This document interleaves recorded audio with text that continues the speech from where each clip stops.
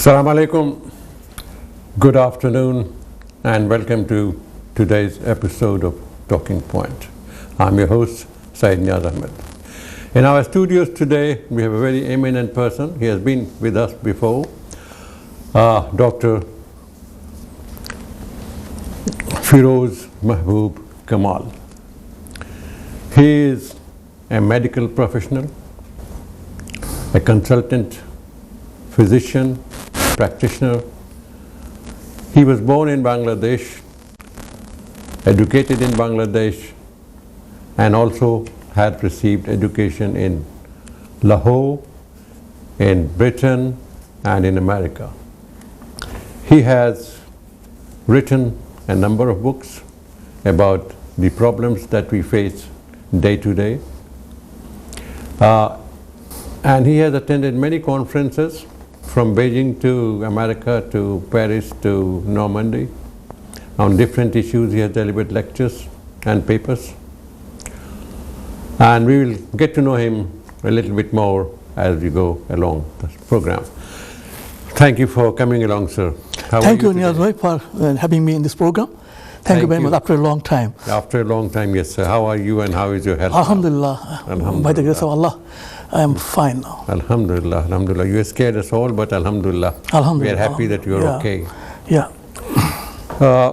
The world today is a very different place from pre-COVID days. Yeah.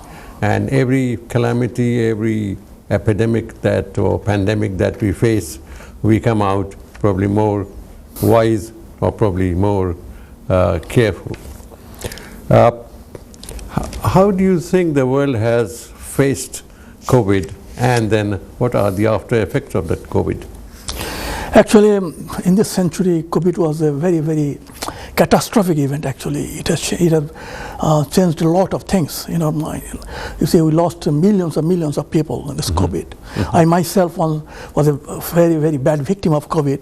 I was in ICU for more than 120 days. Yes. I was under ventilation for 3 months. So I suffered a lot in COVID.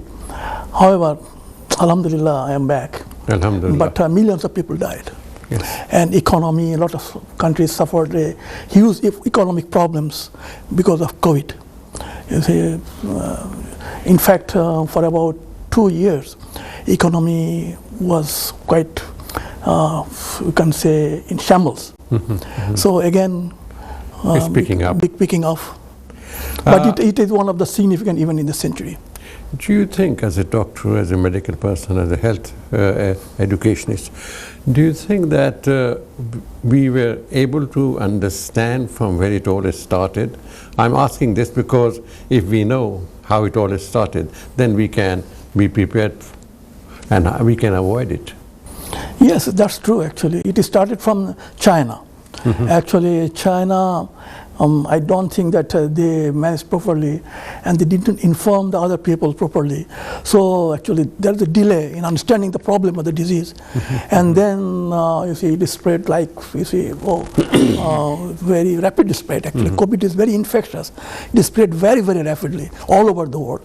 So actually our health professional, you see, public health policymakers, they are in big problem actually, how to handle this new problem.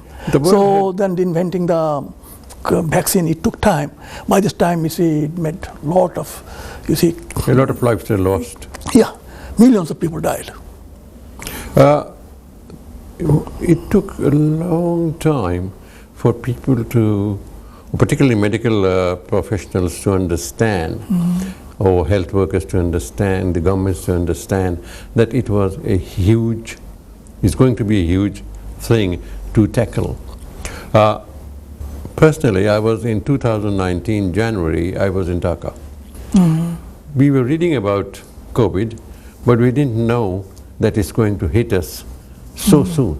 Exactly. 2019. Yeah. And we were reading about it as if something is happening in the outer hemisphere and we will not be affected. You see. Yeah. But when it did, it came with a bang. Actually, it was very, very infectious disease. Actually, I know that while I was working, at the hospital as a consultant, actually people are coming to a word.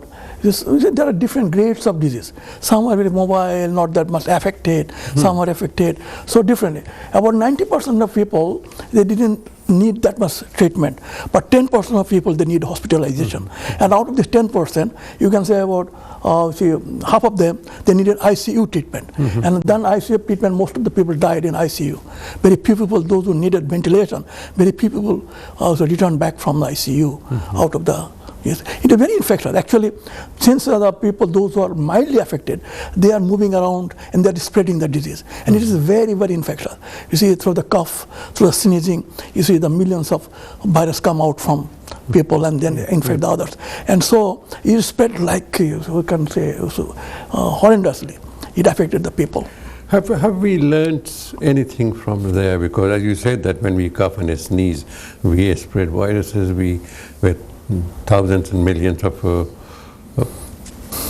germs come out of our bodies and they germinate and spread the disease. Firstly, actually, we have to know whenever such a disease appears, and then we have to know the cause of the disease, how the mode of spread. Yep. We have to know these things. And mostly it is a public health issues. You see, most of public health issues. By doing, so suppose COVID, by distancing people, washing hand, keeping the mask, these are the public health issues. No treatment is needed, no medicine is needed. But if we take these public health measures, then we can control a lot. But we have to know about these things. You see, that how much we can prevent. We have to know these things. So we have to know the pathology of the disease and the mode of spread of the disease. But that took a long time to understand that things. By that time, it made an epidemic, global epidemic. I mean, in Far Eastern countries, it is quite common for everybody on the train, on the bus, to be using masks, face masks, you see. But here, it is so uncommon that either they would think that you suffer from some disease or you're probably trying to hide your face for some reasons. So we have to get over that. If everybody using public transport, if they use face masks, then possibly the probability of spreading a disease will be lessened. Actually, it needs the education of the people. It's very, very important, educating the people about the mode of the disease. So if people are adequately educated, then we can do a lot of things. The problem was here that actually in the third world countries, the education, the means of education was poor. So people are not having, suppose the means of educating people is the TV, televisions. But in our third world country, how many people are having TV at home? And then, so that's the thing, newspapers, media, and public health workers, they all needs to be involved. Very, very important. But don't you think that if with that experience in the background, we could introduce the use of masks, facial masks on public transport as compulsory, so that now we are talking about Mpox, and that could probably, I mean, I do not know much about it, probably doctors know, health workers know, and that would be spreading, if at all it is spread, that would be spreading like something like a wildfire. Yeah, that's true. Actually, yeah, here again the same point. How many people are educated on Mpox? Many people, even many health people are not educated because these are not taught in the medical schools. Because this is a very rare disease. It suddenly appears. Suppose COVID, it was not a textbook subject in medical colleges. Suddenly appears. So now here the need of rapid speed of education on these diseases.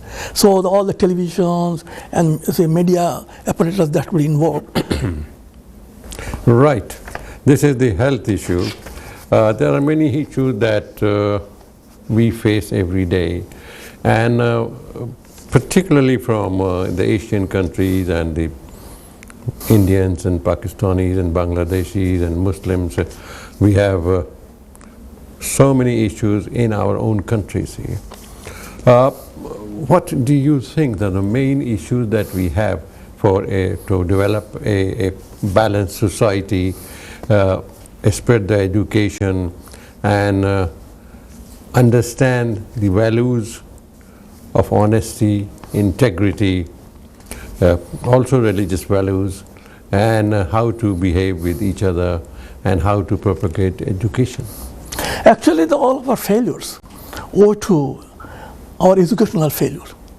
These are the you can say all our failures, our political failure, social failure, cultural failure, education, our health failures, all relate to our educational failures. That's very important. Actually, one thing I want to tell you, since you have raised this issue, it's a very, very, very important issue. Now we can go to our prophet's tradition, from where our prophet starts his mission, from education. You see, first verse in Quran, Iqra bismi rabbika alladhi khalaq. You read yourself.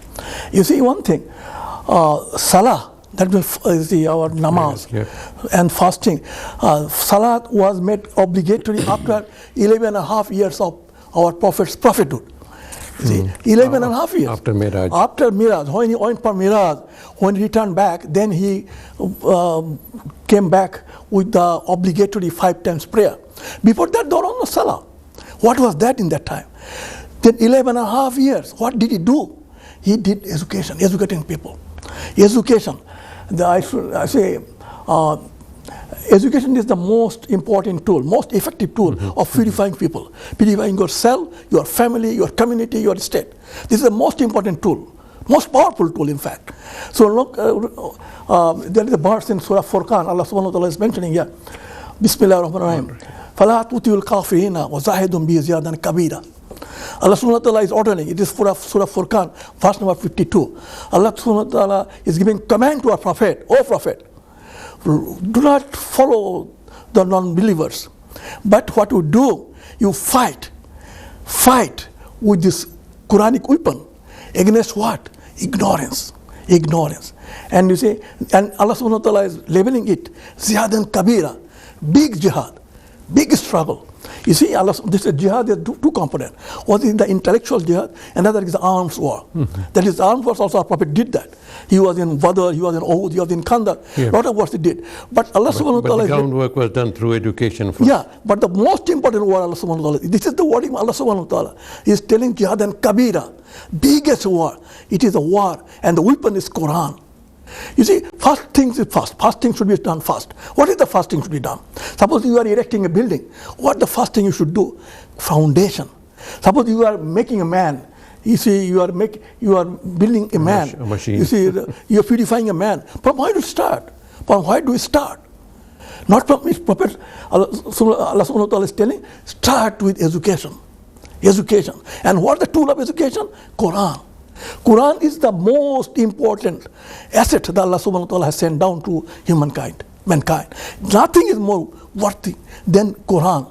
Quran is the most important thing. Nothing deeper than Allah subhanahu wa ta'ala directly. He has created mountains, hills, oceans, so many plants, so many animal lives, but none tells about Allah subhanahu wa ta'ala. None. But Quran tells about Allah subhanahu wa ta'ala. This is the, you see, all this are the wording of Allah subhanahu wa ta'ala. He wants to communicate something to mankind, and that is through Quran. That is the most effective, most powerful tool of education. Our Muslims are failing in that respect. In every country, look at Bangladesh, Pakistan, or any other country. Our main root cause of our failure is educational failure.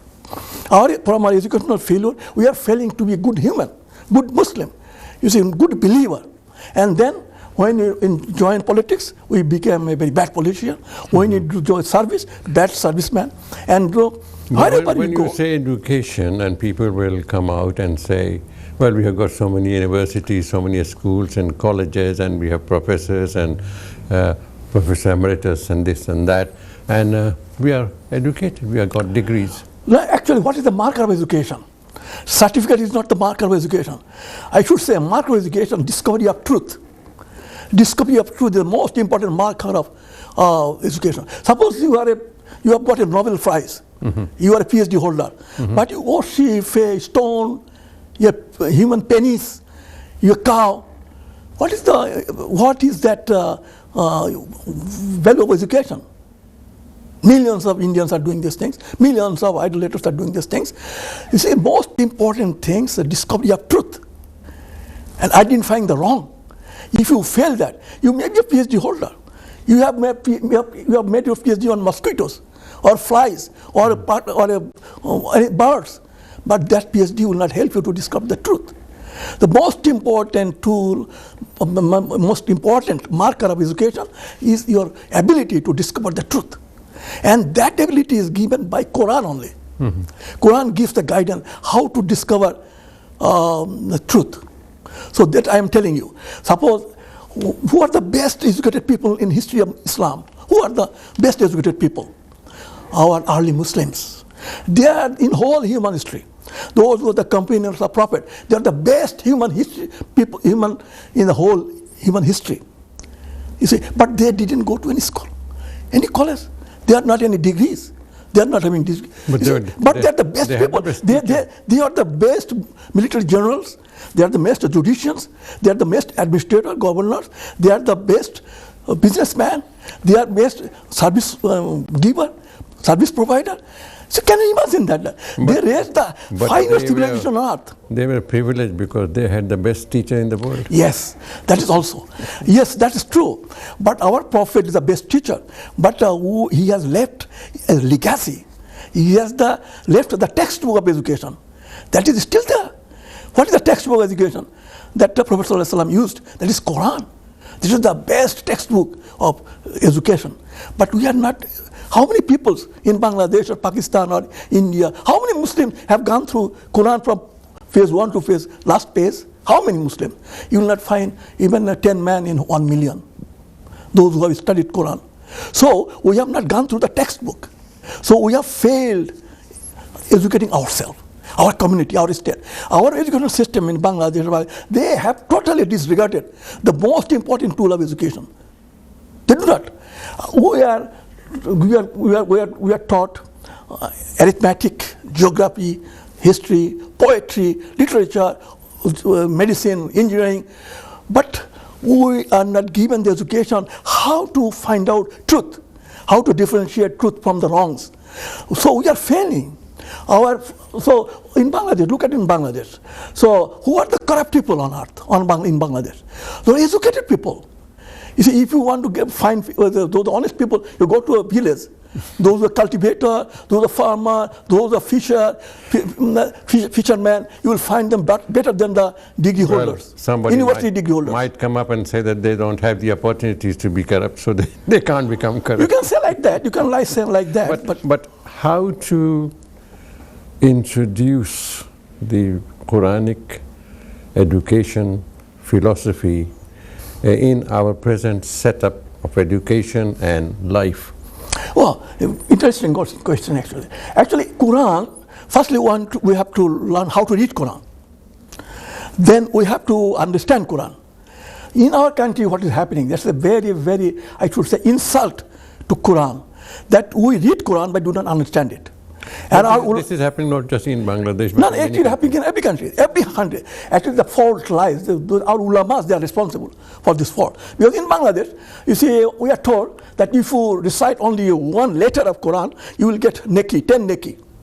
That means we are after neki, not after guidance. But Quran is a book of guidance. Education, the best education comes from the book of Allah subhanahu wa ta'ala, the Quran, and we were talking about how to get the best education out of it. Yes, actually you raised a very important question about how to get best education. Actually, you know that in Islam, education is an ibadah. Getting education is ibadah, and giving education is also ibadah, both the way. Talim and ta'allum, both are ibadah. Talim means giving education. Ta'allum means learning yourself. So that both are ibadah. And who are the best educator? Our Prophet was the best educator. And in fact, it is one of the best ibadah. Problem, you see, we are having shortage of good educator, educational specialist, teacher. You see, the man who sat on the chair of a teacher, our Prophet. But we do not have people like our Prophet as our teacher, as our educator. That is a big problem. So otherwise, and another thing, we are taking education as a profession, but it is an ibadah. We do not take it as an ibadah. We think it is a tool of earning money. Allah subhanahu wa ta'ala, that all of prophets are, you see, our educator, all the prophets, more than 100,000 prophets Allah subhanahu wa ta'ala sent to the humankind, but all of them are educator. Suppose you see, there are two things. You can give money to the people. giving money, sadaqah. It is also a good thing, good deed. But the best sadaqah is education. You see, our prophets, all the prophets, they didn't have any money. They are poor people. Some people are shepherds, some people are carpenter, some people are other things. They are very poor people. But one thing everyone did, that was giving sadaqah of knowledge. They give you knowledge, education. And actually, one thing is this: if you give one man $1 million, but that money may lead that man to wrong way. He can spend his money wrong way and he can earn Jahannam for that. But if you give him knowledge, good knowledge, that can show him the right path to Jannah, so that will be more beneficial for him. So education, you see, the best education to show the right path, that is important. But our educational failure is due to our lack of good educator, good teacher. But how to have good educators? Actually, through education system, education, you see, our Prophet ﷺ, he was the best educator because he was educated. He was taught by our Allah subhanahu wa ta'ala himself, by the angels, by the angels. As I told you, the main instrument of teaching was Quran. So he learned Quran. Quran was in his heart. That is the most important thing. If we want to educate ourselves, then we have to go through the Quran. This is the most important tool. But how best to learn it? We have to learn how to read Quran, we have to learn, then we have to understand Quran. Look, why Muslims could raise the highest civilization, best civilization on earth, and could raise the #1 world power, early Muslim. I'm talking about the early Muslim. Why? Because this gave so much importance on learning, and learning from Quran, that suppose people of Egypt, Sudan, Morocco, Tunisia, Algeria, Libya, Mauritania, all these people had their own mother tongue. Even people of Iraq, nobody had mother tongue. Arabic was not their mother tongue, but they changed their mother tongue just to learn Quran, so they could unify themselves, unity, and then learn Quran, and that is why they formed unity. The global Muslim Ummah, they raised a Muslim Ummah, but we failed. Now we do not bother to understand Quran. We do not get our educational system, our school, colleges do not give an emphasis to understand Quran. That is our failure. And Allah subhanahu wa ta'ala will catch us, will be asked why you neglected Quran. And Allah subhanahu wa ta'ala, our Prophet ﷺ has raised this point. In Quran it is raised that Allah subhanahu wa ta'ala is telling that one day Prophet will complain against the Ummah, that oh my Ummah, they left Quran. It is in the Quranic verse. Allah subhanahu wa ta'ala is telling beforehand that Prophet will raise the question against the Ummah, that the Ummah left behind Quran, ignore Quran. Right, we've got the book. Now, who is my teacher? Now, teacher actually, the most learned people are self-learned, self-educated people. Most learned people, Who taught Socrates? Who made Socrates? Those who are the learned people, highly learned people, they are self-made. And when they have the textbook, if you want to learn Quran, you can do yourself. You learn this language. You try to understand Quran. It's one thing, as I told you, that reading Quran is not fard, obligatory. Understanding Quran is fard. That is obligatory. Right. But if the learning, that is how to read, it is a key to open the door. But if you do not, that you are opening the door, but you are not entering inside the Quran. If I read Surah Fatiha, yes. Alhamdulillahi Rabbil Alameen, yes. Ar-Rahman Ar-Rahim, Maliki Yawmiddin. See? All praise to Allah subhanahu wa ta'ala. He is Rahman, He is Rahim. And He is the presiding, He will be the president, He will be the controller of the day of judgment. Maliki Yawmiddin. See?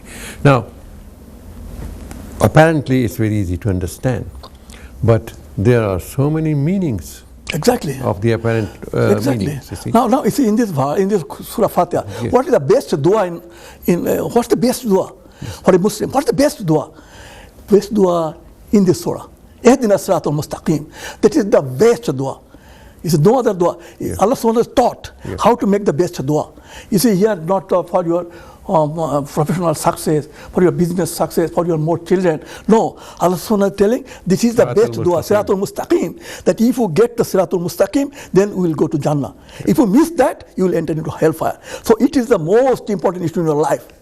So now come, what is Siratul Mustaqim? That's it. So what is Siratul Mustaqim? We have to understand Siratul Mustaqim.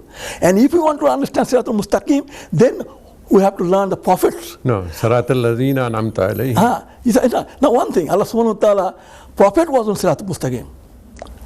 That's Allah subhanahu wa ta'ala telling in Quran, that Allah subhanahu wa ta'ala telling, oh prophet, you are on Siratul Mustaqim. So if anyone want to follow Siratul Mustaqim, then you have to follow the Prophet life. Now how Prophet's life was there. So he was the most learned man. He was a preacher. He was dawah. And it's in the Siratul Mustaqim, we think that Siratul Mustaqim means 5 times prayer, month-long fasting in Ramadan, doing hajj, give some charity, zakat, and this is Siratul Mustaqim. And recite Quran in the leisure time. That's Siratul Mustaqim. Good behavior. Oh, good behavior. That is Siratul. No, it is not. Siratul Mustaqim, it is a very comprehensive. You must have education, enlightenment. That start from there. Do you have that? Do you understanding of Quran? Do you have? If you do not have that, you miss the first part of Siratul Mustaqim. Second part, you have to fight against ignorance in the society. As Prophet fought. Then you have to face Salah, of course, all of the obligatory Salah. Then you have to form a state. A state is the most powerful institution on earth. If you do not have a control on your state, your mosque or madrasa will not help you. Most corruptive instrument on earth is a state, and most purifying instrument on earth is a state. So if you do not take control of the state, then you will miss the most powerful instrument of purifying the people. Then that will be taken over by the corrupt people and will corrupt the society. And that is happening. You see, all the pharaohs, they took control of the state, and that was used to make them God. In Bangladesh, also the same thing. All the corrupt people, they took control of the state, and the state was made to corrupt the whole people. So most people, just let me finish. So part of Siratul Mustaqim, you see this thing. We have to enlightenment with Quran, and then fight against the corruption, implement the Amr bil Ma'ruf Nahi Anil Munkar, and then the establishment of the state. This is the part of Prophet ﷺ's life. Prophet ﷺ, he not only feast Salah, how to face Salah and all these things, taught all these things, but he established a state. And then he was the head of the state for 10 years, and his state was 20 times bigger than our current Bangladesh. You see, can you imagine? He was 10 years ruler of that state, and he had social policies, economic policies, justice policies, all these things. If you do not have that, then you are not a Siratul Mustaqim. We Muslims, we are not on Siratul Mustaqim, because you see, Prophet Islam doesn't exist in any part of the Muslim world, any part of the Muslim world. We are living without Prophet Islam, I should say frankly. You see, we, the Muslims in Bangladesh, Pakistan, Arab countries, all Muslim countries, we are living with Islam that doesn't represent Prophet Islam. Prophet Islam had dawah, education on Quran, understanding of Quran, and the Amr bil Ma'ruf Nahi Anil Munkar, establishment of Islamic State, Sharia, sovereignty of Allah, and jihad against all these things. All these things are missing in our country. Why it has happened?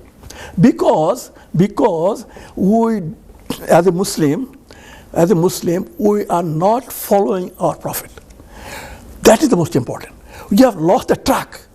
We have lost Siratul Mustaqim. We are not following Quran. We are reading Quran, not understanding Quran. As I told you, Allah subhanahu wa ta'ala didn't make obligatory to read Quran, made obligatory to understand Quran and lead your life according to Quran.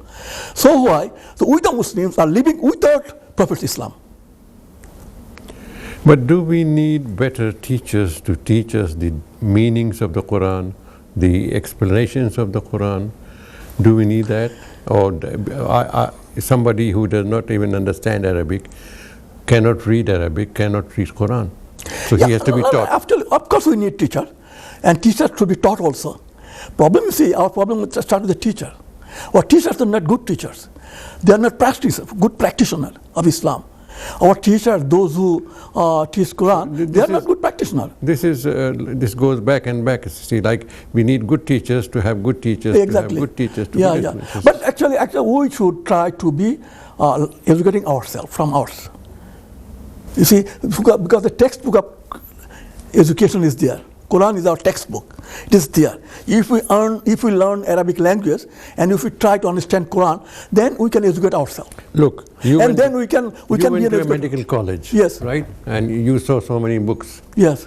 But the professor did not say, take this book, go home, read it, and you can understand medicine. No, you were taught by learned professors, and also the practical aspect of it, how to check this, how to check that, how to operate, how not to operate, and which medicine will have this effect, that impact. So this is all systematized. See, there is a system. So we need to have an education system, particularly for imparting the meanings of the Quran. I agree with you. I agree with you. Actually, what happened, again, I emphasize on that. So in a medical colleges, our teachers, how many hours they spent on us? How many hours? Only few, 100, maybe not 100 hours on medicine in medical college, not even 100 hours. We spent 1,000 hours on reading medical textbooks. Our medical teachers, our teachers, those surgeons, those who are professors of surgery or medicine or so many things, they didn't spend 100 hours to teach us. But we spent thousands of hours learning medicine. So many textbooks, the American textbook, British textbook, all this textbook, then we learn medicine. The same thing Quran. See, our Prophet has given a lot of guidance. Book of Hadith is there. So he left with us huge legacy. And we can follow that, and then we can understand Quran. So we cannot blame all the teachers only. We can be a good teacher also. Why not ourselves, develop ourselves as good teacher? So a learning process, we should start. And as I told you, our best thing is Quran, and best actual gift from Allah subhanahu wa ta'ala is Quran. And the most important, actually I should say, our number one crime is that we are neglecting Allah subhanahu wa ta'ala's gift. You see the blessing. Do you think that in Muslim communities and Muslim countries, we need to establish the values of moderation and tolerance? Of course, tolerance, of course. Tolerance. We have to tolerate. We should practice our moderation. We should not be extremist. We should promote brotherhood. Suppose every man is different. Every man is unique. True. See, but we have to find out the parameters. We have to find out the foundation. How we can build up our brotherhood. You see, we are having differences in terms of language, our race, our skin colors, our geography. We are different, but still we have to find out brotherhood, because it's an obligation. It has no other way. You see, building brotherhood is an obligation. It is obligatory. Like Fard, Salah is obligatory. There is no other option. We cannot leave Salah. We have to do that. The same way, unity among the Muslims is an obligatory factor. But we are not following the obligation. We are building our differences, and we have erected walls to separate each other. Suppose look at the Arab world. What is happening there? They are having same language, same ethnicity, same geography, all these things, same religion, but they are divided into 22 states. Can you imagine? And look at the Israel. These people are coming from Poland, German, Russia, Middle East, Iran, all these countries. They didn't know each other's language, but they're united. Only 7 million Jews, and then 400 million Arabs. So can you imagine? But how to achieve solidarity and cooperation among the member states of, we talked about OIC, it's an organization of Islamic countries. How can we achieve cooperation, understanding? Actually, our problem is Iman. If we had Iman could have propelled us, compelled us, can Iman guide be taught? Iman can be taught, of course can be taught, but can be generated through the knowledge, through education. Education gives feeding to Iman. Education is to enrich our Iman. Iman sometimes goes down, goes up. It depends on your feed. Iman needs feeding. As our body needs nutrition, it needs food and strength. As well as our Iman also needs feed. What is feeding? Quranic knowledge. Since we do not have Quranic knowledge, our Iman is a very, very weak Iman.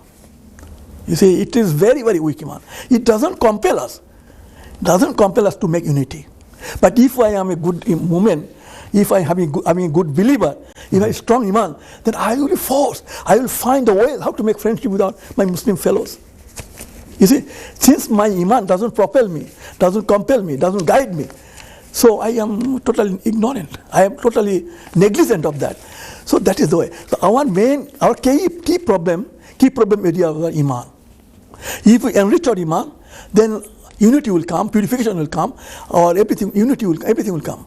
See, we as Muslims, we understand that we are the second biggest religion in the world, and we have 1.21 billion adherents, followers, making over 23% of the world population.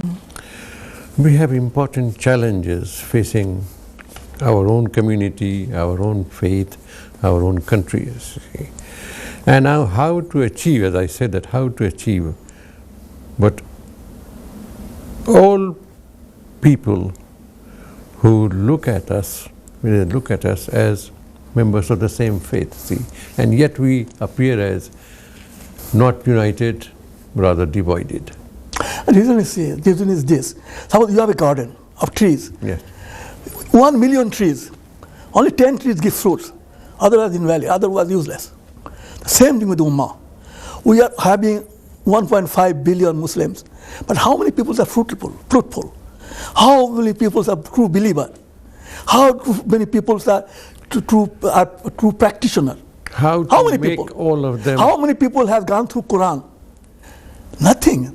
If you take the marker of, say, that's to give marks, say, suppose education, practice of education, purification of soul, attendance of salah, understanding of Quran, engagement in politics. Most